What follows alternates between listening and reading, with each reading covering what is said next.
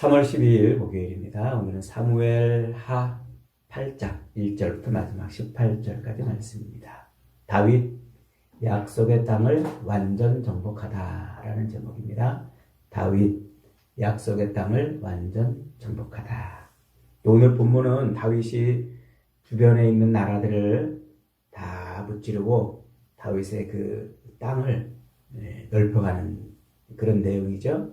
그래서 하나님께서 아브라함에게 약속하신 그 가나안 땅, 그 땅을 완전히 다윗이 정복하는 그런 내용입니다. 그래서 어제 읽은 이 사무엘 하 7장이 다윗으로 하여금 그의 왕위를 영원하게 하고 그의 씨를 통하여 성전을 짓게 하고 또 그의 나라를 영원한 나라가 되게 하시겠다고 하신 하나님의 그 언약적 선포가 실제로 시간과 공간이라는 역사 속에서 어떻게 실현되는지 그걸 보여주는 내용이에요.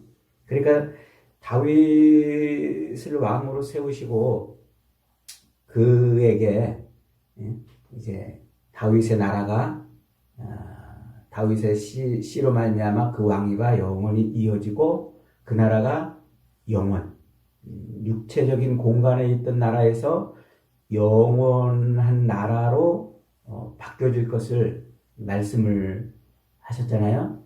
그 말씀이 실제 역사 속에서 어떻게 실현이 되느냐 이걸 보여주는 말씀이라는 거예요. 그래서 이 말씀은 오늘날 우리 성도들에게 우리가 예수 그리스도의 십자가의 죽으심과 부활을 믿음으로 말미암아 하나님의 통치 아래 들어가죠. 그걸 다른 말로 구원받았다.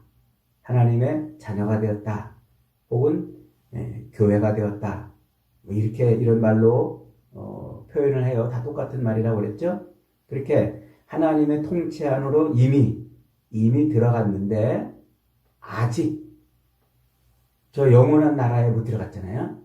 그래서 이미 구원을 얻었지만 아직 이 육체의 삶을 살아야만 하는 우리 성도들에게 그 영원한 하나님의 나라를 성취하기까지 어떤 삶을 살아야 되느냐 요걸 예표해 주는 말씀이다. 이렇게 이해를 하면 되겠습니다. 자, 다윗이 이스라엘의 통합왕이 돼가지고 제일 먼저 한 일이 뭐라고 그랬죠? 예루살렘을 정복하는 일이라고 그랬죠? 그때까지 예루살렘에는 이방인들이 살고 있었어요. 하나님이 약속해 주신 땅, 하나님이 기업으로 주신 땅인데 여호수아 시대에 정복하지 못해가지고 여지껏 약 한 400년 가까이 그렇게 이방인들이 거하고 있었던 그곳이에요. 그런데 그곳이 사실은 어떤 곳이었어요? 자, 창세기 22장에서 하나님이 아브라함에게 씨를 주셨잖아요. 아들을 낳을 수 없었던 아브라함에게 하나님이 씨를 주시고 그 씨로 하여금 거기에서 번제를 드려라 요구했던 이삭을 번제로 드리려고 했던 바로 그 장소잖아요. 그래서 하나님이 아브라함으로 하여금 이삭을 번제로 드려라 라고 요구를 하시고 아브라함이 번제로 드리려고 하니까 그 아들 대신에 양을 죽여서 하나님의 언약을 성취하겠다고 말씀하신 장소예요. 거기가. 그래서 아브라함이 그곳 이름을 뭐라고 불러요? 여호와 이레 이렇게 부르죠. 여호와 이레. 그 여호와 이레 그곳이 어디냐면 거기가 바로 예루살렘인 거예요. 예루살렘. 근데 그 예루살렘이 지금 이방인들이 여지까지 살고 있었던 거죠. 그래서 다윗이 왕이 되자마자 제일 먼저 그 예루살렘을 정복해 내므로써 이제 하나님의 임재하심으로 하나님의 언약이 실현되는 그 땅을 회복해내요. 그렇게 다윗이 예루살렘을 정복을 했는데 그 정복한 그 땅을 성경이 뭐라고 표현해 줬어요? 시온성이라고 표현해 줬잖아요. 시온이라는 말이 그 말이에요. 하나님의 임재로 말미암아 언약이 성취되는 곳. 그게 시온이라는 의미예요. 예루살렘을 애칭으로 부르거나 예루살렘을 뭐 다른 표현으로 부르는 그런 의미만이 아니에요. 하나님의 임재하심으로 언약이 성취되는 곳, 그게 시온의 의미란 말이에요. 그래서 다윗이 그렇게 예루살렘을 정복을 해놓고 하나님의 임재의 표상인 뭘 갖다 놔요? 언약궤를 갖다 놨단 말이에요. 그래서 하나님의 언약궤를 다 갖다 놓음으로써 이제 다윗 왕국이 어떻게 되는 거예요? 하나님의 통치가 실현이 되는 그런 나라가 되었다. 이걸 보여주는 게 6장, 7장의 말씀이라 이제 그랬죠. 오늘 이제 8장은 그렇게 하나님의 통치가 실현이 되는 이제 그 땅이 되었다. 그 나라가 되었다는 것을 이제 뭘로 보여주냐면 주변의 나라들을 다 정복해가지고 아브라함에게 약속했던 그 땅을 정복해내는 것으로 보여주는 거예요. 그래서 아브라함이 받았던 그 하나님의 그 언약이 이제 실현이 되는 하나님의 임재하심으로 실현이 되는 그 장면을 보여주는데 그 장면 그렇게 하나님의 언약이 실현이 되기 위해서 다윗이 지금 뭘 해요? 전쟁을 하는 거예요. 전쟁. 그래서 블레셋과 전쟁하고 모압과 전쟁하고 또 하다레셀과 전쟁하고 암몬과 전쟁하고 에돔과 전쟁하고 주변 나라들 전쟁을 해요. 그래서 오늘 우리가 읽은 이 8장에 전쟁한 나라들을 이렇게 지도상에 놓고 그려보면은 가나안 땅 대부분의 나라를 이렇게 확보하는데 특별히 하닷에셀이 유브라데 쪽으로 가가지고 자기 권세를 얻으려고 갔는데 다메섹 아람이 거기까지 쫓아갔다고 그랬잖아요. 그 다메섹 아람이라는 지명은 신약 성경에서 사도 바울이 예수 믿는 사람들을 죽이려고 어디로 가요? 다메섹으로 가죠. 그 다메섹이에요. 그 다메섹. 오늘날 지명으로 다마스커스라고 그러죠. 그러니까 거기가 옛날 그 다윗 시대에 그때부터 거기 중요한 도시예요. 거기가 어디냐면 오늘날 지명으로 시리아, 그 시리아 레바논 이스라엘 위에 레바논이 있고 레바논 위에 시리아가 있잖아요. 그 시리아 땅이에요. 그러니까 다윗의 지금 이 영토가 어디까지 확장된 거예요? 다 시리아까지 레바논 위에 시리아까지 지금 확장이 됐다는 거예요. 굉장히 큰 땅덩어리를 지금 얻은 거예요. 그리고 이 에돔과 암몬과 모압을 또 무찌르는 걸로 봐서 이 요단강 동편 땅까지 지금 이렇게 확장한 거예요. 거기다가 오늘 1절에 보니까 어디까지? 블레셋까지 제압을 했어요. 1절 다시 봅니다. 1절에 보니까 이렇게 말하고 있어요. 1절에 그 후에 다윗이 블레셋 사람들을 쳐서 항복을 받고 블레셋 사람들의 손에서 메덱 암마를 빼앗으니라 그랬어요. 메덱 암마를 뺏었다. 블레셋 사람들에서 메덱 암마를 빼앗았다. 거기 보니까 이렇게 숫자 1로 적어가지고 밑에 이제 설명을 달아놨잖아요. 토를 달아놨잖아요. 모성의 굴레라고 이렇게 말했는데 정확한 의미는요. 요 메덱이라는 말, 메덱은 제갈 혹은 굴레 혹은 곱비를 말하는 거예요. 곱비. 소나 말을 이렇게 어거하려면 제어하려면 거기다 뭘 뚫어놔요? 곱비를 뚫어가지고 굴레를 씌우죠. 그리고 굴레를 딱 씌우면은 소나 말이 꼼짝없이 움직인단 말이에요. 그 다음에 이 암마라는 말은 요 팔꿈치에서부터 여기까지 1규빗이라고 그러죠. 요 팔뚝을 통칭하는 말이에요. 여기 암마라는 말이에요. 그래서 굴레, 요 재갈 물려가지고 그 곱비를 잡고 있는 손, 요걸 말할 때 요것을 메데감마 이렇게 말해요. 그러니까 지금 다윗이 그 블레셋 사람들을 쳐가지고 그들의 손에서 메데감마를 빼앗았다 이 말은 곱비를 쥐고 있는 손을 빼앗았다 이 말이에요. 블레셋 사람들의 그 곱비를 쥐고 있는 손, 그게 무슨 뜻일까요? 블레셋 사람들은 오랜 세월 동안 사사시대를 계속 지나면서 보세요. 계속 이스라엘을 공격했던 나라예요. 그래서 때만 되면, 기회만 되면 이스라엘에게 와가지고 막 이스라엘을 공격하고 이랬어요. 그러니까 블레셋 사람들의 그 손이 이스라엘 백성들의 그 재갈을 물려가지고 콧뚜레를 껴가지고 이스라엘 백성들을 억어해 왔단 말이에요. 다윗이 뭐 했단 말이에요?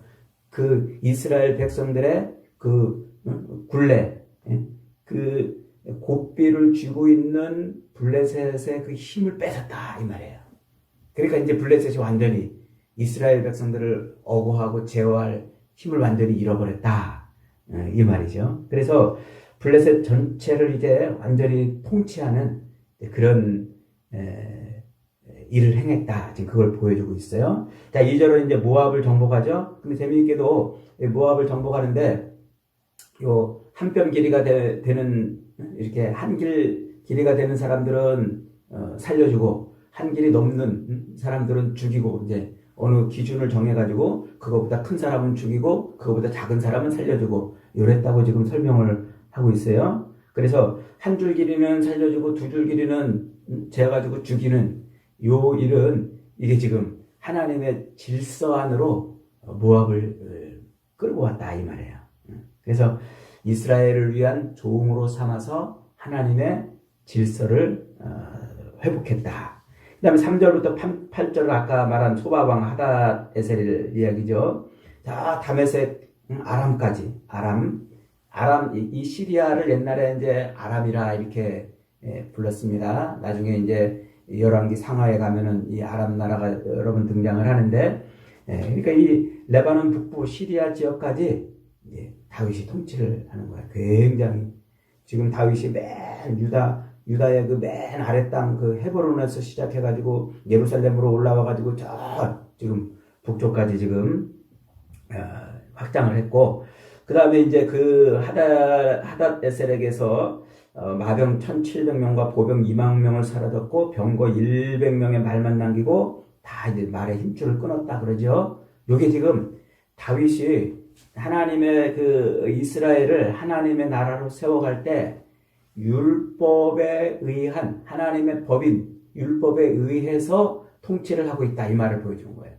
그러니까 이 신명기 말씀에서 이스라엘의 왕은 뭐를 많이 두면 안 돼요? 아내도 많이 두면 안 되거니와 말도 많이 두면 안 되었단 말이에요. 그러니까 그 왕의 통치의 힘은 마병에서 나오는 것이 아니고 하나님에게서 나온다는 것을 보여주는 거예요. 그래서 지금 다윗이 이스라엘을 하나님의 통치 아래 두고 있다.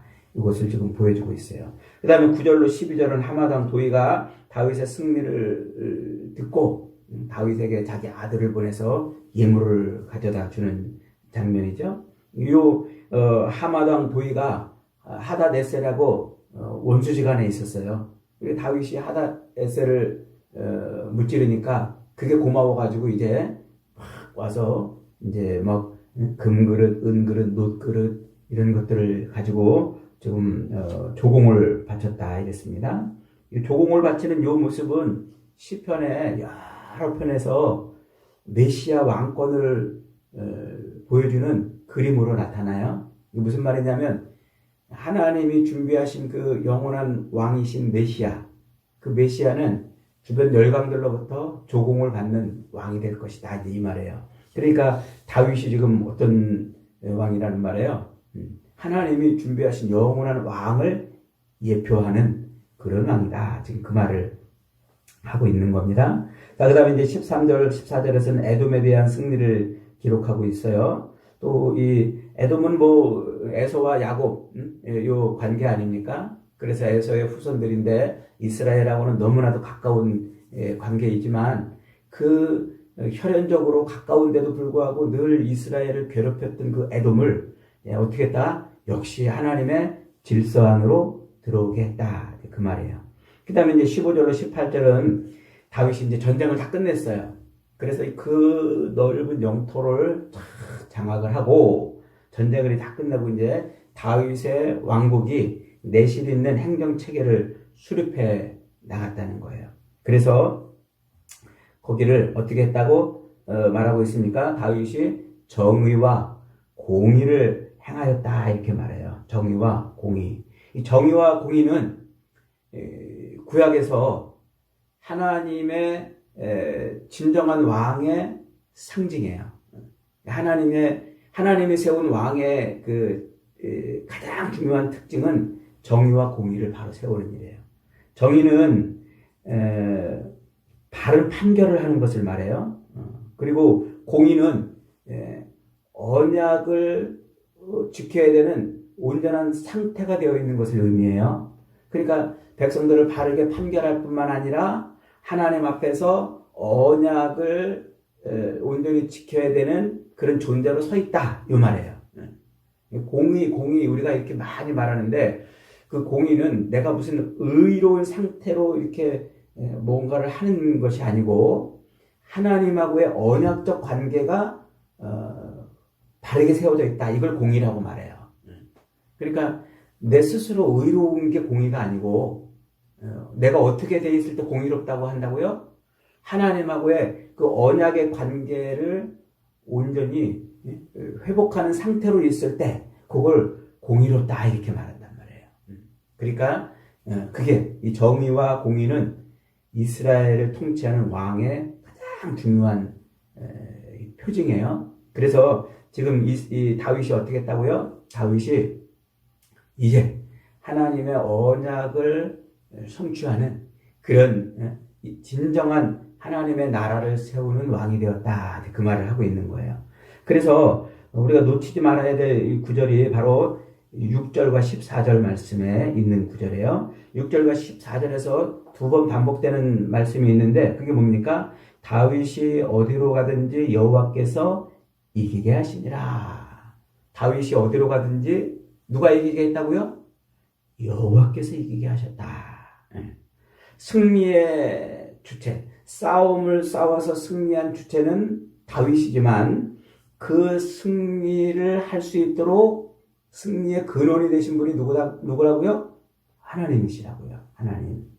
이 말이 다윗이 이스라엘 왕으로서 영토를 확장한 다윗의 영웅담을 오늘 본문이 말하려는 것이 아니라 다윗이 진정한 왕으로 하나님의 완전한 통치가 실현되는 나라를 세울 수 있었던 것은 누구로 말미암았다고요? 하나님으로 말미암았다. 그 얘기를 하는 거예요.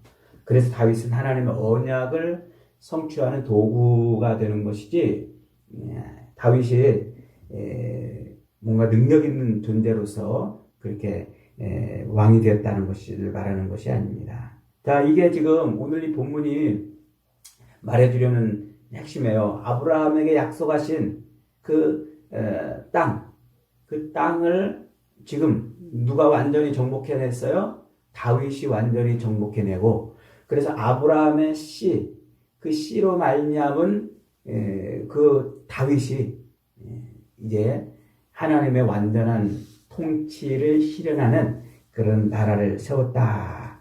이걸 의미하고 있어요. 그래서 오늘 본문은 영원한 왕이신 예수 그리스도를 통해서 하나님의 완전한 통치가 실현되는 하나님의 완전한 나라를 미리 보여주게 하는 것입니다. 다윗은 참된 왕의 그림자죠. 그는 원수들을 이기고 나라를 세우며 정의와 공의를 행했지만 그는 영원한 왕이 아니에요. 육신적인 일시적인 왕이죠. 나이가 들면 죽는 왕이란 말이에요. 시간과 공간 안에 있는 왕. 그런데 그 다윗의 그 모든 왕된 모습은 누구를 예표하는 거라고요? 영원한 왕을 예표하는 거란 말이에요. 그래서 영원한 왕으로 오신 예수 그리스도를 보여주는 거예요. 다윗은 이 땅에서 일시적이고 그리고 제한적인 그런 왕권을 행했지만 예수 그리스도는 죄와 사망과 사탄을 정복하시는 영원한 왕으로서 그렇게 오시는 거예요. 다윗이 블레셋과 모압과 아람과 에돔을 제압했다면 예수 그리스도는 보이지 않는 모든 민족들과 또 하나님 나라를 대적하는 악한 영들에 대하여 이제 그들을 제압하신 분이십니다. 그러니까 우주적인 통치를 이루신 분이시란 말이죠. 요게 지금 다윗을 통하여 보여주려고 하는 예수 그리스도의 모습인 거예요. 그래서 오늘 본문은 우리에게 굉장히 중요한 메시지를 줘요. 무슨 메시지입니까? 우리 교회는 예수 그리스도, 우리의 왕 되신 예수 그리스도로 말미암아 어디 안에 들어갔어요? 이미 하나님의 통치 안에 들어갔죠. 그러나 이 하나님의 통치 안에 들어간 이 삶이 영원한 삶이 되기 위해서는 남은 육신의 삶을 살아야 돼요. 이걸 우리가 여호수아 공부할 때 계속 배웠잖아요. 이미 구원을 얻었지만 아직 완전한 구원에 들어가지 못했다는 말이에요. 그래서 여호수아가 가나안 땅을 정복해요. 정복해가지고 이제 전쟁을 끝내요. 그리고 그 땅에 평화가 왔다고 여호수아 11장에서 말하잖아요. 그럼에도 불구하고 아직 정복해야 될 땅이 많은 거예요. 그래서 그 정복해야 될 남은 땅을 각 지파에게 무엇으로 나눠줘요? 기업으로 나눠주죠. 기업. 그러니까 가나안 땅을 정복한 이후에 각 지파는 기업의 삶을 살아야 돼요. 기업의 삶. 그 기업의 삶이 뭐라고 그랬어요? 하나님의 통치가 실현되는, 하나님의 언약대로 하나님의 통치가 실현되는 삶, 그것을 기업의 삶이라 이렇게 말한다고 그랬죠. 그래서 여호수아가 정복을 하고 각 지파에게 땅을 분배해줘요. 그 땅을 이제 분배받은 이스라엘 백성들 각 지파는 이 기업의 삶을 살아야 돼요. 이 기업의 삶을 온전히 살아내는 것이 이게 영원한 하나님의 완전한 통치를 실현해내는 것입니다. 근데 그 삶을 이스라엘이 실패했다고 성경이 말하고 있는 거예요. 오늘 우리의 삶이 그런 거란 말이에요. 우리가 예수 그리스도로 말미암아 하나님의 완전한 통치 아래 지금 들어갔지만 아직 완전한 통치 아래 못 들어간 거예요. 그래서 이미 구원을 얻었지만 아직 천국에 못 들어간 거예요. 아직 하나님 나라, 완전한 하나님 나라에 못 들어갔어요. 그래서 그 완전한 하나님 나라에 들어가기까지 교회는 뭐 해야 돼요? 싸워야 된단 말이에요. 그래서 교회라는 말 자체가 싸움을 싸우는 자들이라는 의미예요. 헬라어로 교회를 뭐라고 그런다고 그랬어요? 에클레시아 그런다고 그랬죠. 따라해 보겠습니다. 에클레시아. 네. 어디로 불러냄을 받은 자들이란 말이에요. 그 말은 옛날 그리스 시대에 이제 마을마다 종탑이 있었어요. 그럼 그 종탑에서 전쟁이 나면은 종을 땡땡땡땡 치면은 밭에서 일하다가 혹은 집안에서 잠자다가 종소리 듣고 막 광장으로 몰려들어요. 사람들이. 뭐하러 몰려들어요? 전쟁하려고 이제. 그렇게 종소리 듣고 전쟁하려고 불러냄을 받은 사람을 의미하는 말이 에클레시아라는 말이에요. 그 말을 예수님이 처음 제자들에게 써요. 마태복음 16장에서 예수님이 제자들에게 그 믿음의 고백을 한 예수 그리스도를 하나님의 아들로 고백한 그 제자들에게 교회를 세우겠다고 말씀하시잖아요. 그 교회가 에클레시아예요. 그러니까 에클레시아, 교회의 정체성은 뭐예요? 싸우려고 모인 사람들이란 말이에요. 그래서 저와 여러분들은 지금 싸우려고 모인 사람들이에요. 예배당 안에서 서로 사태질하고 목사장로, 교인들끼리 싸우는 그런 싸움을 싸우는 게 아니라 우리의 싸움은 혈과 육을 향한 싸움이 아니고 악한 권세와 정사들과 악한 영들에 대한 싸움이라 라고 말하는 거예요. 그래서 이 남은 육신의 삶, 이미 하나님의 통치에 들어갔지만 완전한 통치까지 들어가지 못한 남은 육신의 삶 동안에 그래서 우리는 뭐 해야 돼요? 계속 싸워야 된다. 이게 오늘 메시지의 핵심이에요. 그래서 성경은 우리에게 이미 구원이 주어졌다고 말하지만 은혜로 구원을 받았고 그리스도 안에서 의로움을 받았다고 어둠의 권세에서 건짐을 받고 하나님의 나라로 옮겨졌다라고 이렇게 계속 이야기를 하고 있지만 그럼에도 불구하고 성도는 어떻게 돼요? 믿음의 싸움을 싸우라고 자꾸 요구하는 거예요. 싸우라. 그래서 하나님의 전신갑주를 입고 마귀의 관계를 대적하며 육신의 행실을 성령으로 죽이고 싸우라. 어디까지 싸워요? 그리스도의 장성한 분량이 충만한 데까지 싸우는 거예요. 그리스도의 장성한 분량이 충만하다는 것은 예수 그리스도가 나를 완전히 통치한다는 말이에요. 예수 그리스도가. 이게 우리가 싸울 싸움이에요. 남은 육체의 삶. 우리가 신앙생활 하면서 늘 그리스도 예수가 나를 완전히 통치하는 거기까지 싸워야 돼요. 육신에 있는 동안은 어쩔 수가 없어요. 그러다가 완전히 그리스도가 충만한 상태가 되는 게 영원한 하나님의 나라에 들어가는 거예요. 이제 그 싸움을 싸우는데 우리를 어떻게 한다고요? 그냥 내버려 두지 않고 너희끼리 알아서 싸워 그러지 않고 주님이 뭐라고 그랬어요? 우리에게 임마누엘 함께 하신단 말이에요. 그래서 오늘 6절과 14절에서 여호와께서 다윗과 함께 하셨다 그 말을 반복하는 거예요. 그 싸움을 싸울 때 함께 하신단 말이에요. 여러분, 그래서 우리가 승리할 수 있는 거예요. 그래서 우리가 마지막 이미 얻은 구원을 완전한 하나님의 구원에 들어가기까지 모든 이 악한 영과의 싸움에서 승리할 수 있는 것입니다. 여러분, 이미 얻은 이 구원을 인하여 저와 여러분은 영원하고 완전한 하나님의 나라에 들어가기까지 이 육신의 싸움, 이 영적인 싸움을 승리하며 살아가는 복된 인생들이 다 되시기를 주님의 이름으로 축복합니다. 아멘.